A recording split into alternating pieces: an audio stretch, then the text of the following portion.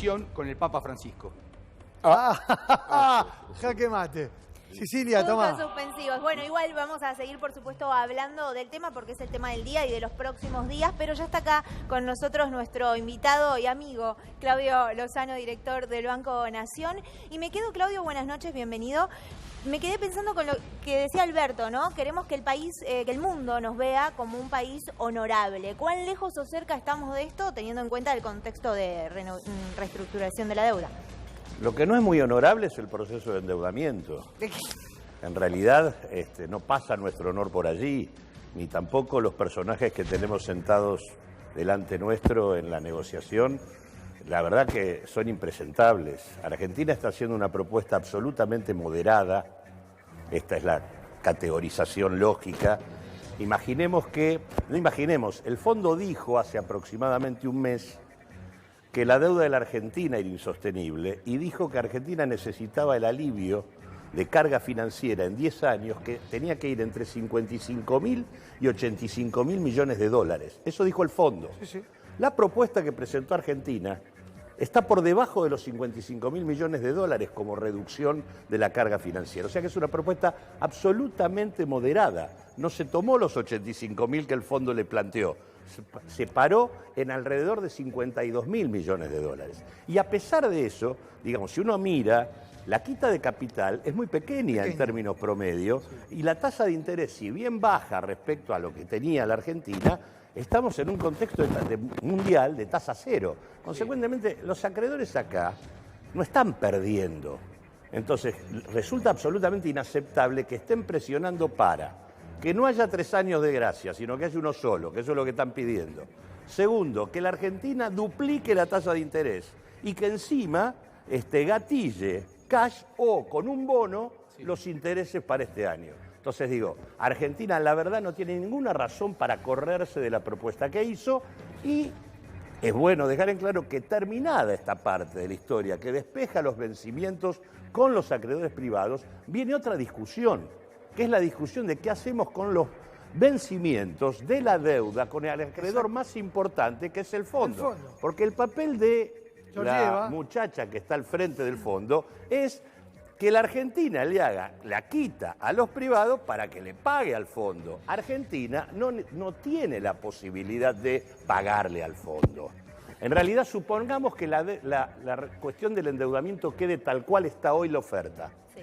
Si fuese así, del 2020 al 2023, igual nosotros tendríamos que pagar en promedio 4.500 millones de dólares por los vencimientos del fondo y de los organismos multilaterales de crédito. Estás sugiriendo, y lo pregunto, que tal vez Argentina, que este apoyo que el Fondo Monetario le está dando a la Argentina en la gestión, tiene que ver con que Guzmán le dijo, ¿esto es para pagarles a ustedes? No. Yo estoy diciendo por qué el fondo hace lo que hace. Porque lo que digo claro, yo creo en la palabra del ministro Guzmán que dijo, luego de terminar la negociación con los acreedores, el fondo va a tener que entender que tampoco le podemos pagar a ellos. Y consecuentemente tendremos que poder patear el pago de intereses al fondo para tener despejado también los vencimientos con los organismos multilaterales. Lo que digo es, si los 74.000 millones de dólares que la Argentina tiene comprometidos con los organismos multilaterales, de los cuales más de la mitad son con el fondo, los intereses que la Argentina tiene que pagar del 2020 al 2023 son en promedio 4.500 millones de dólares al año. La Argentina de la pandemia, la Argentina que termina este año 20 puntos abajo el producto por habitante del año 2011, es una Argentina que necesita los recursos públicos que el presupuesto le asigna a la deuda y los dólares que necesitamos para crecer para discutir la recuperación de la economía argentina. Claudio, quería contar algo también que es central. El señor Guzmán, que aquí vemos, un economista muy importante también de la Universidad de Columbia, con mucha cercanía con Joseph Stiglitz, es un discípulo de él, del premio Nobel Joseph Stiglitz, conversa muy comúnmente con Roberto Labaña. ¿Por qué cuento esto? Porque lo que estaba contando recién Claudio Lozano tiene que ver con una teoría que se llama bolsillo único. Esta teoría fue la misma teoría con la que la Argentina hizo la reestructuración de deuda de 2005 y 2010, que era, yo tengo un solo bolsillo donde sale la plata, ¿a quién le pago primero? Obviamente el fondo dice, primero quiero cobrar yo. los acreedores privados dicen, primero quiero cobrar yo. En ese corso y ricorso, en esa ida y vuelta, es donde se mete la política. Y la política es la que va a decidir a quién se le paga primero. Con un elemento importante, el principal acreedor de la Argentina en este periodo gubernamental es el fondo, no son los acreedores privados. Por lo tanto, no es menor lo que queda por discutir. Es un tema muy relevante y creo en ese punto que sigue habiendo una cosa suelta aquí que la Argentina sigue sin utilizar y que creo que entraría en la discusión de la honorabilidad que vos planteabas, que es que la capacidad y la fortaleza de la Argentina estaría en investigar el endeudamiento. A mí me sorprendió el informe que sacó el Banco Central, porque el Banco Central muestra algo que ya habían demostrado varios estudios académicos, que sobre los más de 100.000 millones de dólares que entraron, 86.000 millones de dólares se fugaron. Pero también muestra que el 1% de las empresas y bancos que fugaron, se fugaron 46.000 millones de dólares. Y también demuestra que el 1% de las personas físicas que fugaron otros 15.000 millones de dólares. Es decir, en el 1% de las personas jurídicas y el 1% de las empresas están 60.000 millones de dólares. Ese listado, que en realidad el Banco Central no dice quiénes son en su informe, pero tiene los datos con nombre y apellido de quiénes son, esos datos habría que acomodarlos en el impuesto a las fortunas. Porque eso es fortunas de la Argentina que están afuera y que salieron en los últimos 4 años y que tienen que ver con el endeudamiento que tenemos. ¿Y vos entendés que las 55.000 palos que entraron, más otros tantos, pudieron haber salido por esta vía? Una de las cosas que dice el informe, que el Banco Central, es que hubo fuga durante todo el periodo, los 86.000 millones de dólares durante todo el periodo, pero con el acuerdo con el fondo, la fuga se acelera, es mayor la fuga a partir del acuerdo con el fondo que antes, cuando el fondo tiene prohibido por estatuto prestarle a los países en situación de fuga de capitales. No solo que el acuerdo con el fondo está flojo de papeles en la Argentina, porque no hay ningún procedimiento administrativo ni jurídico que lo justifique, no solo no cumplieron con la Constitución Nacional, sino que el fondo violó su estatuto. No tiene ni pie ni cabeza lo que ocurrió. ¿El dejo solidario entonces del fondo en este tramo viene de ahí? Yo creo que el fondo, vamos a decirlo así, tiene la cola sucia por varios elementos. Por eso, primero, por las dudas. Claro, tiene la cola sucia, primero porque prestó lo que no podría haber prestado nunca, segundo porque no obligó al gobierno de Macri a asumir la situación de default en la que se encontraba y reestructurar la deuda ellos, que es lo que tendría que haber pasado, y tercero porque violó su propio estatuto y prestó lo que no podía seguir prestando, no podía prestarle un país en donde los fondos entraban por un lado y salían por el otro. Claro. Lozano, yo escucho en contexto todo esto que usted dice. Por un lado, los términos de este supuesto acuerdo que acabamos de anunciar como un buen acuerdo. Está negociando a partir de una tasa de interés que es baja respecto a lo que se venía pagando, pero alta a lo que se paga en el mundo. Además, esta decisión de no investigar el origen de la deuda, tampoco buscar la pata de la mesa en la cual se fuga el dinero. Por todo esto, la posición negociadora de la Argentina parece pobre, parece ser bastante débil. La posición de la Argentina es, como dije antes, la Argentina presenta una propuesta moderada que se supone que los acreedores razonablemente deberían aceptar y que están ejerciendo una presión absolutamente inaceptable sobre el gobierno nacional. Y el gobierno yo lo que digo, el gobierno nacional está hasta el momento desperdiciando una herramienta, que es someter a investigación el endeudamiento público. A ver, ¿está cediendo frente a la presión de los acreedores? No está utilizando una herramienta. La palabra cediendo supone una carga de valor. No sé si no lo va a hacer. El propio presidente de la Nación dijo en la apertura de sesiones del Parlamento de este año, dijo que había que investigar la deuda, le encomendó al Banco Central. Lo que el Banco Central hizo es un trabajo académico, no es una investigación. Claro. La investigación que implica quiénes son los bancos que a dedo, sin licitación, colocaron la deuda argentina. Ahí está y a quién.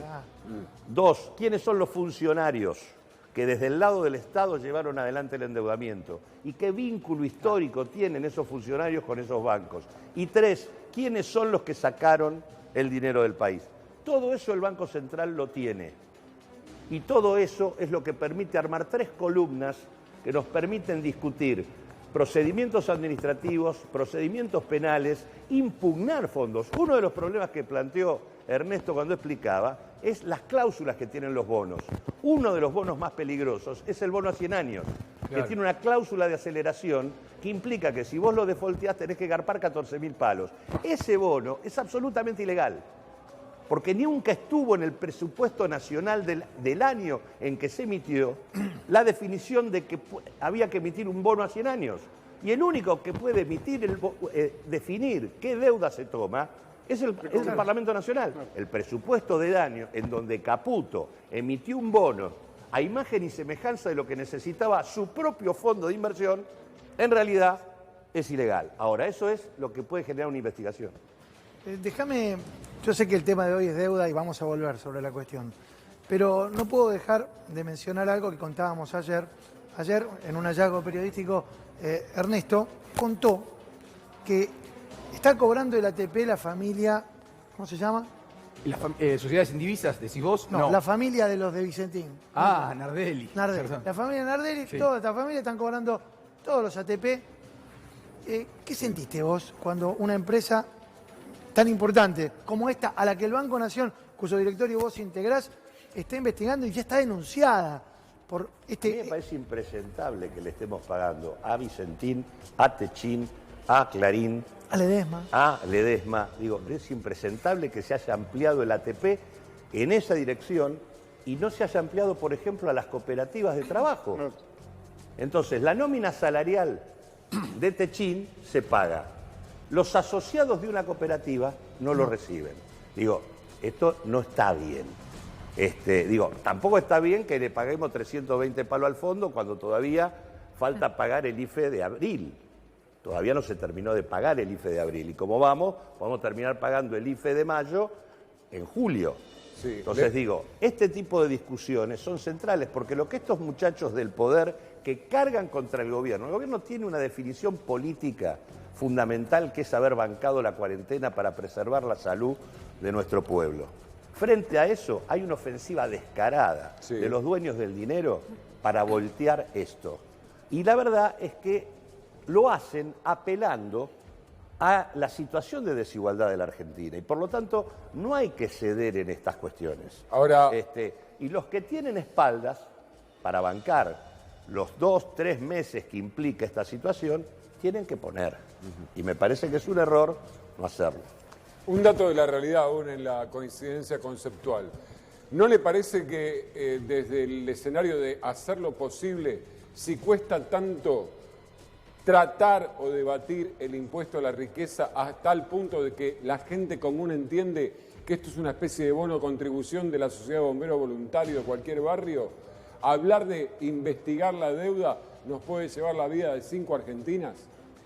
No, la verdad que no. Cualquier encuesta que vos veas hoy sobre el impuesto a las grandes fortunas y sobre la investigación de la deuda y la suspensión de los pagos, te va a dar enormemente favorable. Ahí diste el clavo. Hay consenso absoluto. Sí. Yo te diría que acá hay otro problema, y es, el Frente de Todos hasta el momento se ha demostrado como una coalición electoral exitosa que pudo ponerle freno al mantenimiento y profundización de la experiencia neoliberal en la Argentina.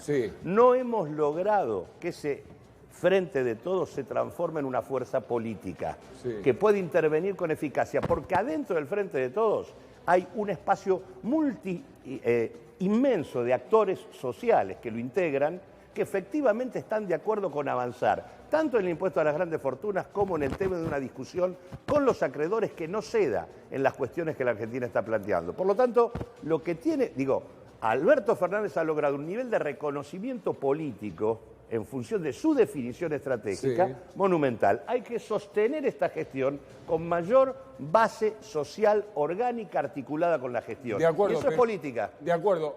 Suscribo las encuestas, adhiero. Digo, ahora en el mazo de cartas, el círculo rojo tiene el ancho de espada, el ancho de basto y el 7 bravo. No es cierto. ¿No? No es cierto. No, y menos ahora. Está bajando los lienzos antes de empezar el partido. Menos ahora, porque ese es el tema. Si algún elemento faltaba para que la Argentina se pudiera parar frente al tema de la deuda de otra manera, es la crisis mundial. La Argentina, el default argentino es minúsculo frente a los default que vas a tener en el mundo. Sí. No existe. Pero Claudio, Lo que menos le preocupa al mundo es el default de la Argentina. ¿Y por qué no se toma esa decisión política? Es una decisión política central, Bueno, medular. eso- Divide esta historia en antes y Hay una después. estrategia en curso que cree que mostrando amigabilidad con los mercados se van a obtener buenos resultados. Por eso, Macri dejó de pagar y defaulteó, y el gobierno estableció una negociación sobre la base de pagar. Desde que asumimos estamos pagando. Sí, sí, tal cual. Mañana sería el... Entonces, bueno, yo lo que creo es que ya pagamos, ya fuimos amigables, tienen que aceptar y punto. Se acabó la película acá. Entonces, me parece que ese es el punto. Pero te llevo, Claudio, a un tema que me parece importante, que es el impuesto a las grandes fortunas, porque están ligados, tal cual vos lo decías, están absolutamente ligados, la renegociación de la deuda y el pago de la deuda externa con quienes pagan los costos de la pandemia. Los costos, quiero decir, los costos económicos, los costos sociales y sanitarios siempre lo pagan lo mismo en la Argentina, que son el sector más humilde, los más pobres. Ahora bien, ayer nosotros contábamos esto, que esto va a empezar, este impuesto supuestamente va a empezar, el piso va a ser 200 millones de pesos. Lo tenés ahí el cuadrito, me parece que era el artículo 4. Sí, Nachito, eso, buscalo. el piso va a ser 200 millones de pesos para los que hayan, hecho públicas o declarado, mejor dicho, hasta el 19 de Ahí está. diciembre del año pasado, 200 millones de pesos netos en la Argentina como patrimonio. Ahora bien, ese cero es muy gracioso, me estaban cargando porque con cero no pagas impuestos. Sí, No. sí. Debería decir ¿Qué uno, pero no pasó? importa. No, porque el que tiene cero no paga impuestos. Pero no importa, como esto es un borrador y que luego se va a transformar en ley, muchas veces esas cosas pasan. Ahora bien, lo interesante de esto es, y te pregunto a vos, Claudio, ¿qué pensás sobre esto? O sea, a los que tienen cuentas en el exterior, ¿hay que ponerle este impuesto, por ejemplo, como nosotros contábamos ayer, de a los que tienen 400 millones de pesos en el exterior, cobrarle 2% de impuesto, a los que tienen entre 400 y 3.000 millones, 2,50, y a los que tienen 3.000 millones para arriba, 3,50? ¿O se quedó corto este impuesto? Yo creo que la alícuota puede estar bien. El problema es el universo que toma. La información mundial disponible nos indica, con consultoras especializadas, publicaciones que se basan en declaraciones juradas de los propios empresarios y banqueros, con la información del sistema financiero mundial, indica que en la Argentina hay 114.000 argentinos que tienen más de un palo verde de patrimonio neto. La AFIP tiene solo registrado 32.000 personas con más de un palo verde. Esa diferencia tiene que ver con la práctica de evasión y fuga que hay en la Argentina. Por lo tanto, al universo de lo que la AFIP tiene registrado, que en realidad este universo ahí incluso está achicado porque no es arriba de un palo, es arriba de dos o de tres, claro. en realidad van a agarrar solo 11.000 o 12.000 de los 32. A ese universo hay que agregar los que fugaron. Claro. La fuga. Son 80.000 personas más o menos. Digo, son 60.000 y están las empresas. Sí, está bien. Entonces, ahí hay que poner una alícuota similar en función de los montos fugados, porque eso es parte de la práctica por la cual ocultan patrimonios y rentas que en realidad se deberían recaudar por vía normal en el sistema impositivo argentino. Así que mi preocupación no es tanto la alícuota, sino el universo. Y creo que el Banco Central, al mostrar la lista de fugadores, estaría en condiciones de aportarle al Parlamento Nacional un elemento para mejorar el impuesto a las grandes fortunas. Claudio, sumamos otro Claudio a este diálogo que estamos teniendo. Claudio Loser, ex director del Fondo Monetario Internacional. Bienvenido a Solo Periodismo. ¿Cómo le va? ¿Nos escucha bien? Hola, director no del Fondo Monetario, sino para América Latina. Exacto, nomás, sí. Bien, estuvo escuchando algo, pero igual va la pregunta, ¿cómo está siguiendo, cómo ve esta reestructuración, esta negociación que se está dando por estos días? Yo soy bastante optimista dentro de las posibilidades del caso. Sí. ¿Qué quiero decir con eso?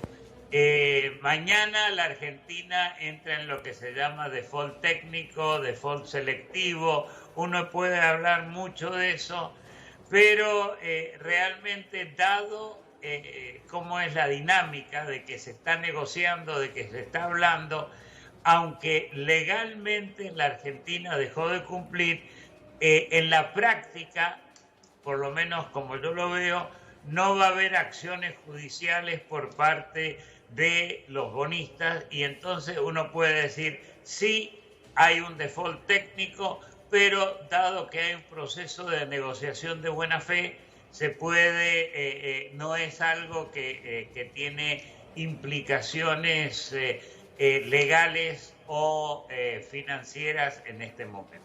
Claudio, ¿cómo le va? Ernesto Adida le habla. Dígame una Hola. cosa, ¿cómo le va? Es una discusión que muchas veces se tiene. ¿Qué es el fondo? ¿Es el representante de países o el representante de grandes bancos?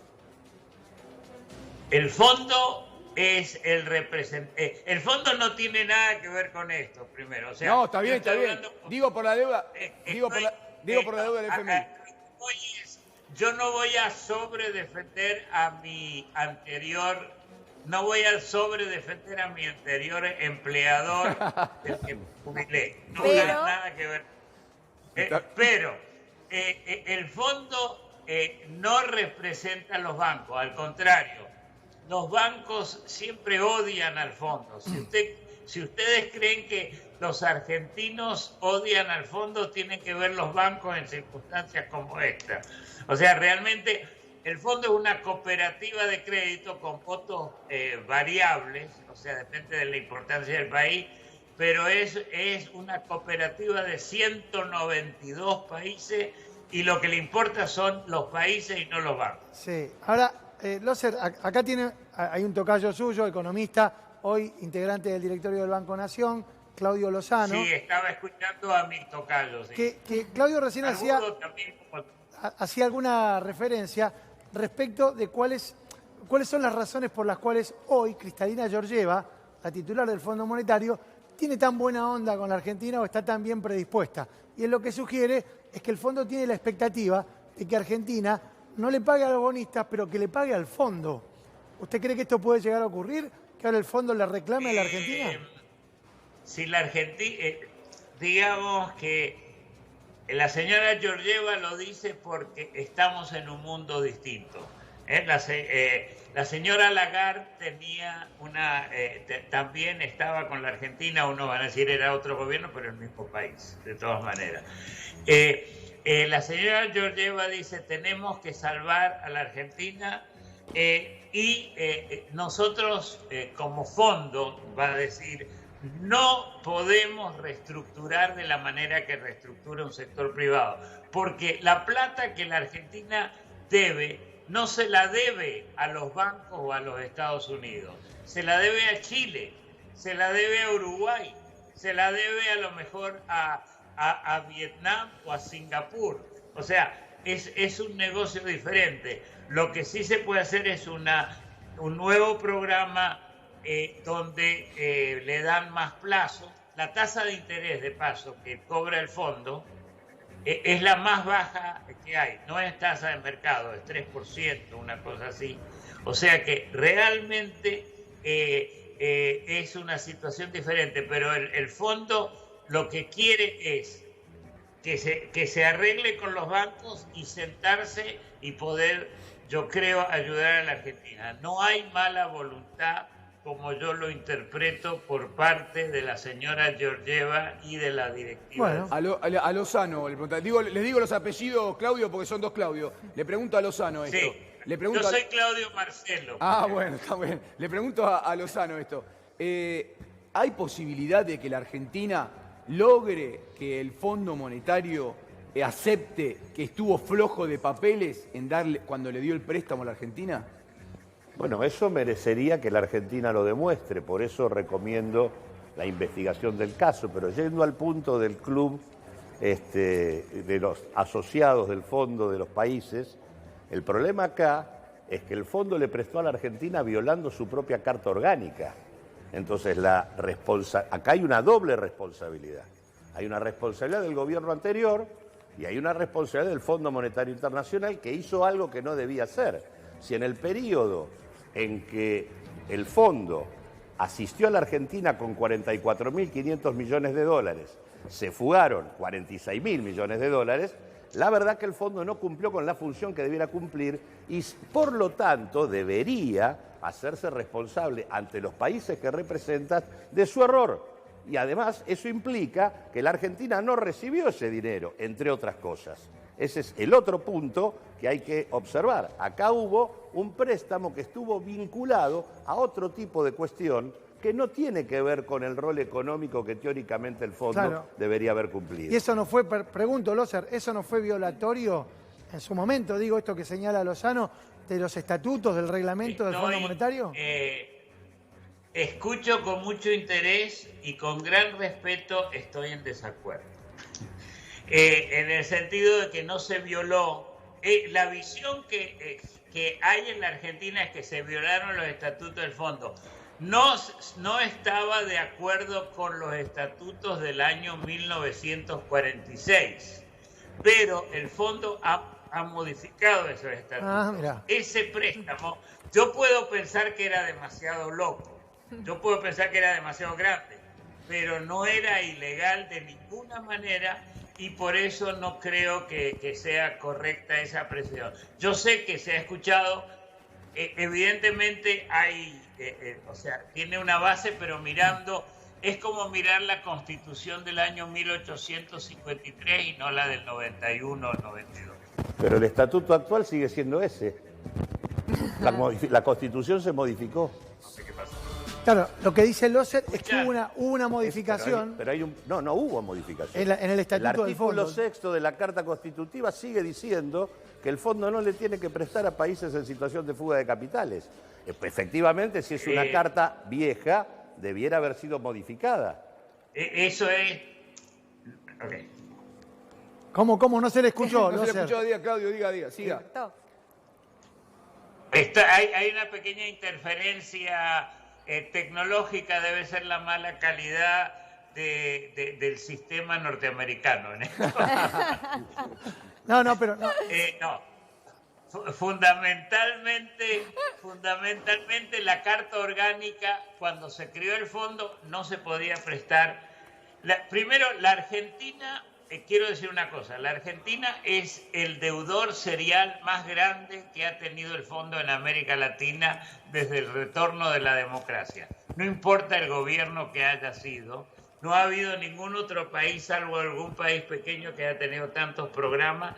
Se prestó con gobiernos justicialistas, con gobiernos no justicialistas, kirchneristas incluso un poco, se prestó y era no para evasión, salida de capitales, sino que se usó parte de ese dinero porque había que pagar la deuda, no se quería declarar default.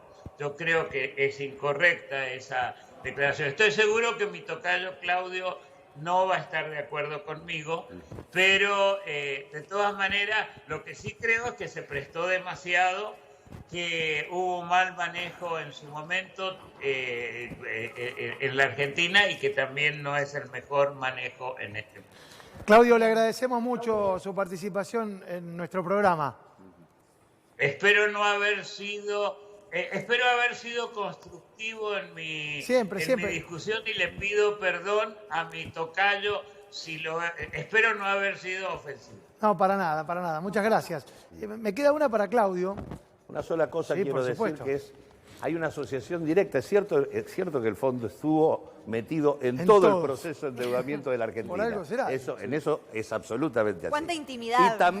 Y también es cierto que cuando uno traza una curva sobre el proceso de endeudamiento argentino, puede trazar otra en paralelo y simultáneo, que es la de la fuga de capitales. Sí, claro. Por eso todos los años el INDEC nos muestra que los activos en el exterior de argentinos equivalen a 350.000 millones de dólares. Tenemos una deuda de 321.000 millones de dólares. Sí. Así que efectivamente la relación es esa, deuda y fuga. Por eso hay que terminar con esa historia. Diría el Indio Solari, y me pongo de pie, todos fondos monetarios políticos, ¿no? ¿No? Juega. Siempre, claramente, siempre juega. Ah, bueno, me quedo tranquilo. Yo te quiero preguntar una antes de despedirte y agradecerte que hayas venido a nuestro programa, Claudio, porque hablando de estas cuestiones que tienen que ver con la relación del Estado y las empresas, Fernanda Vallejo está impulsando por lo menos una iniciativa, no sé si ya tiene forma parlamentaria, en la que lo que propone es que a todas las empresas que se las está asistiendo, el Estado de algún modo comience a requerirles participación dentro de las acciones, es decir, una suerte de estatización. ¿Cómo ves esta posibilidad? De la que hoy el presidente habló incluso y dijo, bueno, no está mal, podría haber. No, digo, primero que habría que hacer un corte, porque entonces nos quedaríamos con todas las pymes. Claro. ¿No? Digo, estás asistiendo a las pymes, digo, acá me parece que lo que Fernández está planteando tiene que ver con un problema, que es haber abierto de manera excesiva el programa de asistencia al trabajo y la producción. Lo que habría que hacer es no hacer eso. Ahora, también creo que cuando uno a una empresa de esta naturaleza termina poniendo fondos que tienen que ver con el Estado de alguna manera, efectivamente hay que transformarlo en capital accionario. Por eso es que en un contexto donde, por ejemplo, tenemos tanto problema con el tema de los alimentos, ¿no? Y donde nos vendría muy bien tener una empresa pública testigo en el sector alimentario, si Vicentín le sigue debiendo 300 palos al Banco Nación y 350 palos a los pequeños y medianos productores, pensar en una empresa pública con debido control político y social que intervenga en la cadena alimentaria cuando tenemos que quedar en control, es una cosa que habría que pensarlo. No está nada mal, ¿eh? No Queda está en el nada mal. archivo. La Junta Nacional de Grano de Lozano, le quiero poner nombre si sale eso. Sí, para el día después de la pandemia. Pero tenemos 750 Pleno empleo. palos para capitalizar en Claro, Vicentín. pleno empleo. Por eso, ahí tiene. Claro. Bien, bueno, muchísimas gracias, Claudio, por No. venir y compartir con Gracias a nosotros. ustedes. Esperá, Sí, que- sí, esperá. lo comprometemos para la Sí, próxima, Mauro. no, mi productor ejecutivo es el Banco Central, él está en el Banco Nación. Yo no le voy a pedir Claro, un documento no, que lo no, tiene. no. Porque me dice, pedirle los documentos al Banco Claro. Central. Llámalo a Pese y decide, dame los documentos. Que esa Cómo lista no, la te los queremos. mando, te los mando. Vamos, muy bien. Bueno, Gracias, muchas gracias. No, Adiós. gracias a Bueno, ustedes. nos queda más de una hora.